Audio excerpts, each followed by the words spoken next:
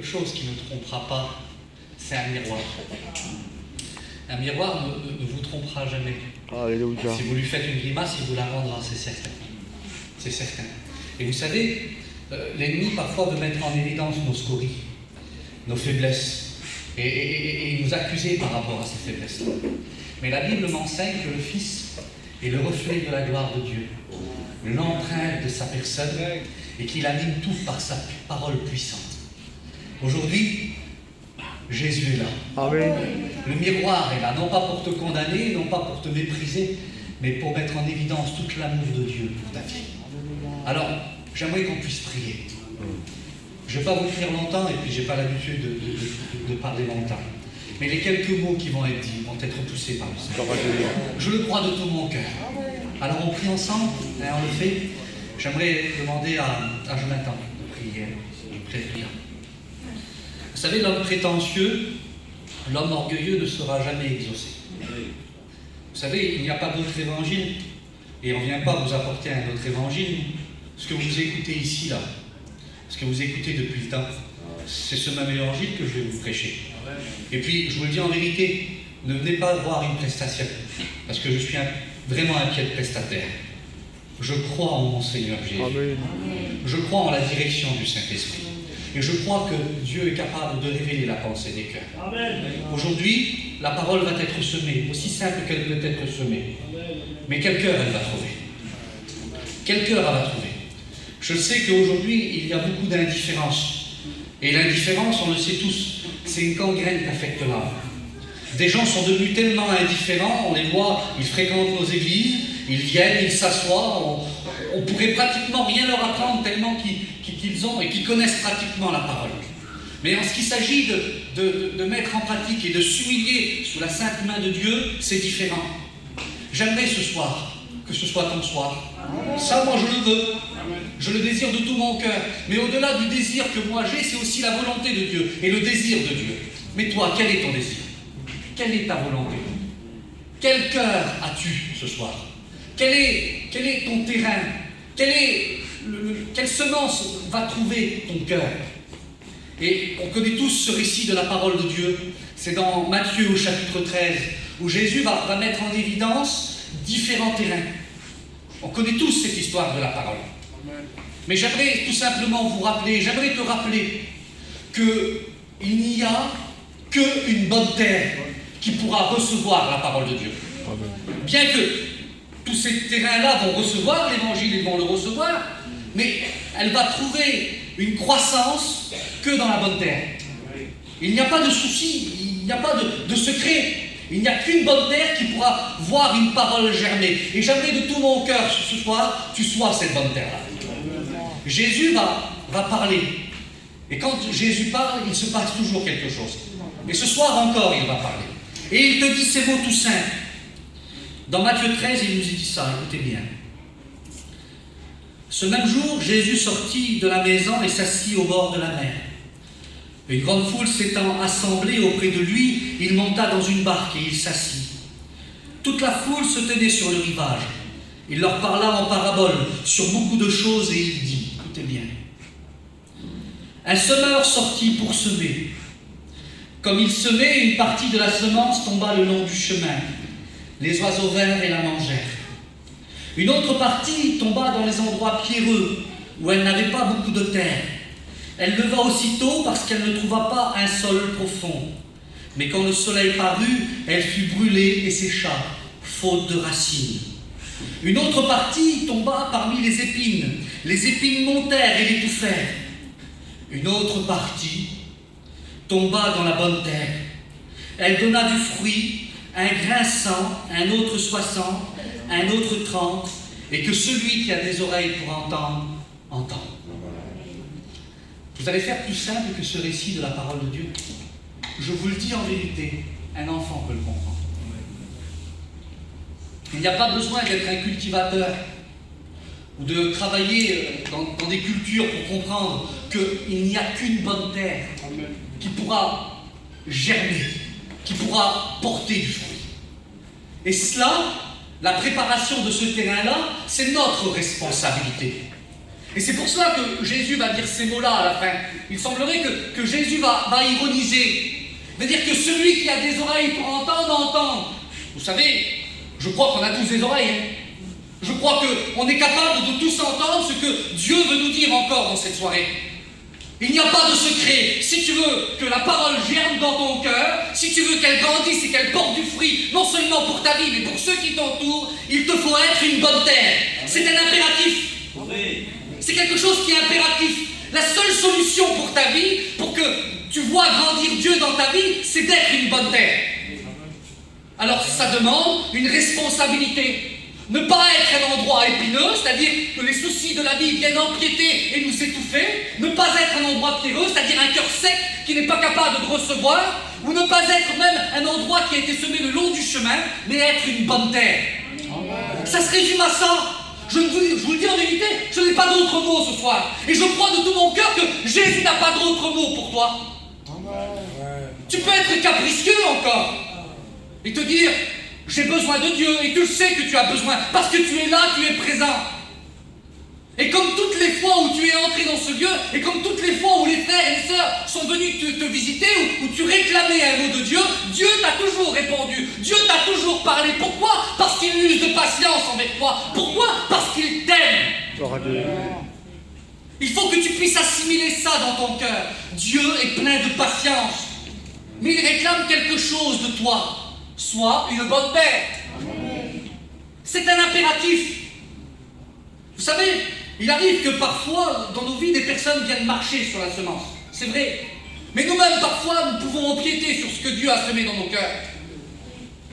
Un jour, une petite fille était là, une petite fille qui était dans un foyer chrétien. Et puis là, le dimanche matin, ses parents s'apprêtaient à aller au culte. Et je fais juste cette petite parenthèse-là. Ils s'apprêtaient à aller au culte. Et puis, la mère a posé la question au papa et elle lui a demandé qui devait prêcher ce matin. Et le papa a répondu, c'est un tel. Et la mère a dit, il est long. Il est un peu long ce serviteur. Et tu sais qu'il y a ceci, il y a cela. Mais la petite fille qui était à côté, elle écoutait tout. Et ils ont été au culte. Et ils sont revenus à midi. Et ils étaient à table et ils mangeaient. Et la petite fille, elle a regardé sa maman, elle a dit, maman, c'est vrai, hein, tu avais raison, c'était un peu long. Puis c'est vrai qu'il est comme ça. Elle a répété mot pour mot ce que sa mère avait dit le matin. Quelqu'un avait marché sur son cœur. Quelqu'un avait empiété, avait marché sur la semence que Dieu devait semer sur son jeune cœur. Faisons attention à ce qui sort de notre bouche. Parce que sans le vouloir, parfois, on peut marcher sur la semence que Dieu sème. Mais ce soir, le semeur est là. Et il sort pour semer. Et cette parole, je crois de tout mon cœur, tu es assez sage et intelligent pour te préparer à la recevoir. Alors c'est vrai que, je te le dis, il n'y a pas d'autre moyen que de préparer une bonne terre. Tu sais c'est comment? C'est à genoux. C'est à genoux qu'on prépare une bonne terre. Il n'y a pas d'autre moyen. Si tu veux enlever les épines, si tu veux enlever les pierres, il n'y a que à genoux que tu pourras le faire. Mais c'est pas simple. Parce que se mettre à genoux, c'est s'humilier. Se mettre à genoux, c'est s'oublier soi-même. Se mettre à genoux, c'est être désintéressé, c'est vraiment s'humilier, mais c'est ce à quoi Dieu t'appelle. Il nous est dit, il y a ce verset qui revient tout le temps en ce moment, et c'est dans mon cœur. Je le récite encore, c'est dans Philippiens 2,5. Il dit, ayant en vous le caractère de Dieu, les sentiments de Dieu, existant en forme de Dieu, il n'a pas regardé son égalité. Mais comme une proie à arracher, il s'est dépouillé lui-même. Il est venu sur la terre. Si ça, c'est pas s'humilier, lui s'est abaissé. Lui s'est humilié. Et toi qui es une créature, il te faut aussi t'humilier. Il te faut t'humilier. Si tu veux que la parole germe dans ton cœur, il te faut t'humilier. Tu sais, une terre, elle se prépare à peu près au mois d'octobre-novembre. Les agriculteurs sortent et ils sèment. Ils sèment la semence dans la terre qui a été préparée. Pas dans une terre où il y a des épines, pas dans une terre où il y a des pierres, mais dans une terre préparée. Mais il y a un autre processus qui est important. Et je me suis posé la question, pourquoi les semeurs semaient justement le blé en période d'octobre-novembre? Vous savez pourquoi? Pour que la semence passe l'hiver. Parce que le grain est éprouvé. Le grain, il est éprouvé. Et le froid, le gel, éprouve le grain. Vous savez, c'est vrai que parfois, nous sommes exposés à l'évangile, à la parole de Dieu. Et beaucoup d'entre nous ont été exposés à cette parole. Et la tempête est arrivée. Le gel est arrivé. Et parce que le gel est venu, nous avons laissé tomber. Nous nous sommes éloignés. Et nous revenons encore. Et nous réécoutons encore. Et dans sa grâce et dans son amour, la parole de Dieu est encore semée. J'aimerais tout simplement te donner ce conseil dans cette soirée. Passe l'hiver. C'est aussi simple que ça. Passe l'hiver. Quand l'épreuve arrive, persévère. Ne te laisse pas accabler sur le poids de la circonstance, mais passe l'hiver. Le printemps arrive. Jésus revient. Jésus revient. Le soleil de justice paraît. Et on sait tous que le blé se cultive en été. Et vous savez à quoi on reconnaît un blé qui est mûr? C'est quand, comme la tige ne peut plus le porter. Quand la paille n'arrive plus à porter le grain. Vous savez, on peut représenter cette paille à notre chair. Quand le Saint-Esprit vit dans nos cœurs, quand la vie de Dieu est en nous, la chair n'a plus de force. Seulement la vie de Dieu prédomine. Et vous savez à quoi on reconnaît un blé mûr? C'est quand il s'incline, comme je vous le disais.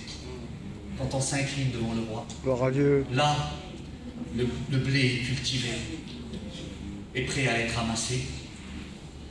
Et j'aimerais tout simplement, je ne voudrais pas aller plus loin.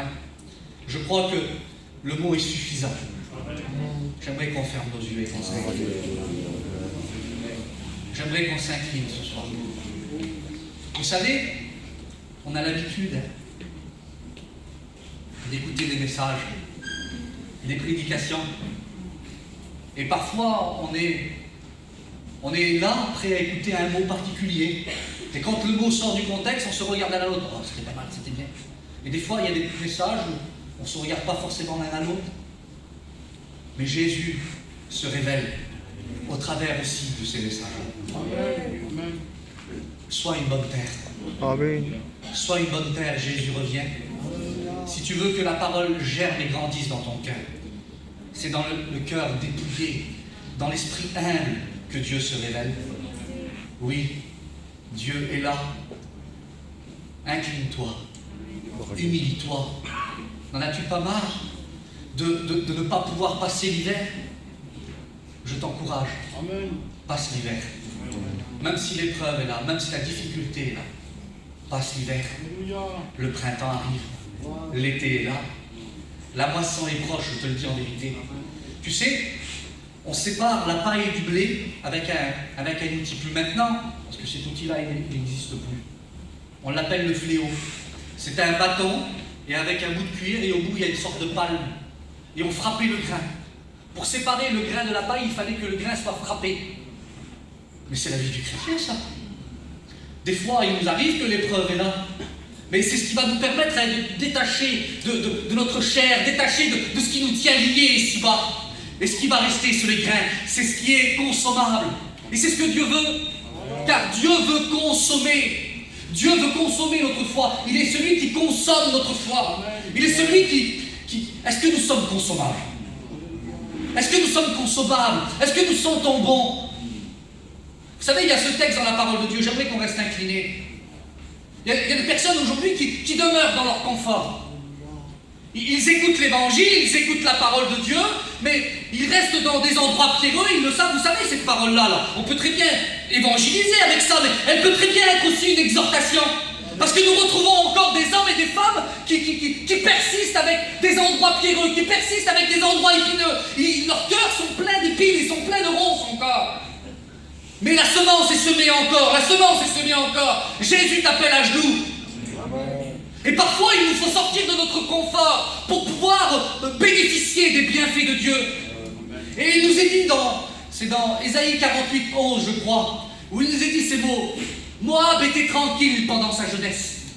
Il reposait sur sa lit. Il n'était plus vidé d'un vase dans un autre, ce qui fait que son odeur était restée et son goût n'avait pas changé. C'est un texte un peu particulier. Qu'est-ce que cela veut dire?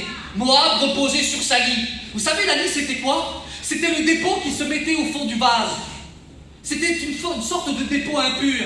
Et pour purifier le vin, il fallait le transvaser d'un vase dans un autre. Ce qui fait que le vin était purifié. Aujourd'hui, plus personne ne veut être transvasé. Plus personne, parce qu'ils sont dans leur confort. Ce sont des chrétiens chaises longues. C'est pas Tchaï qui dit ça. Ils sont confortablement assis dans leur petite réunion, tranquillement. Mais à l'intérieur, des ronces s'élèvent. Des pierres sont là. Jésus t'appelle aujourd'hui à être transvasé.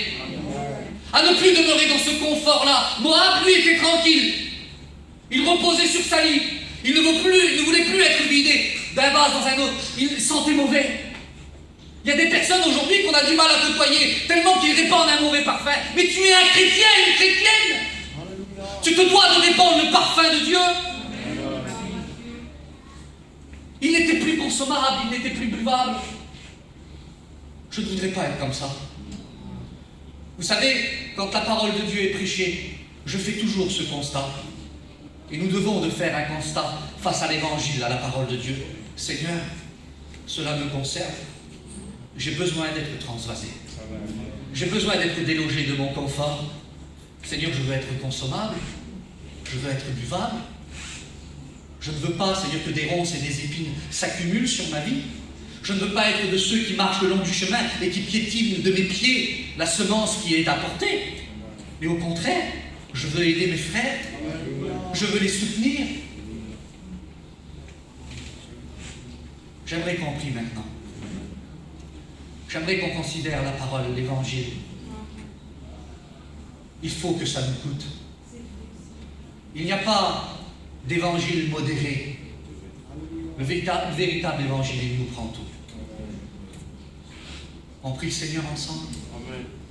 Seigneur Dieu, nous te louons, Père.